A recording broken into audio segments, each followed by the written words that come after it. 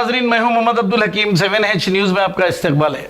शहर हैदराबाद सिकंदराबाद के ऑटो वाले जिस दिन से लॉकडाउन हुआ है वो बहुत परेशान हैं और वो ये मुतालिबा करते हैं कि हमारा 1.5 महीने से कोई कारोबार नहीं है।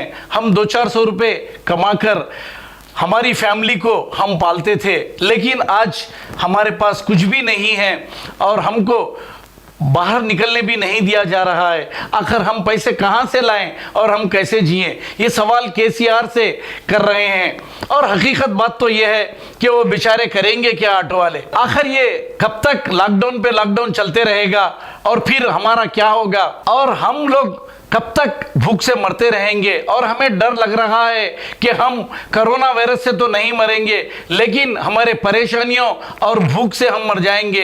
लेकिन ये हुकूमत बहरी और अंधी हो चुकी है।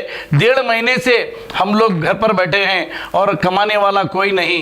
ये ऑटो वाले कई हमें टेलीफोन पर बता रहे हैं कि भाई हमारी आप न्यूज़ बताइए, हमारी आप न्यूज़ बताइए। तभी हमने ये आपको न्यूज़ बनाकर हुकूमत तक पहुंचा रहे हैं। जर्मनटन हॉस्पिटल ऑर्थोपेडिक से मुताल्लिक हर मरीज यहाँ शिफायाब। बैनुल-अक़वामी शोहरत याफ्ता और इनाम याफ्ता doctor Mir Jawad Zar Khan, senior orthopaedic surgeon, advance operation theatre, ICU, digital x-ray, laboratory, physiotherapy, pharmacy, sharing और प्राइवेट रूम्स, लेडी डॉक्टर्स और डॉक्टर अर्जुमन सुल्ताना गैनकोलॉजिस्ट की खिदमात हासिल। वाजिबी फीस और मुकम्मल सहूलियात से हजारों मुतमईन। एम्बुलेंस से आरास्ता Germanten orthopaedic hospital, pillar number 150, Attapur, Hyderabad.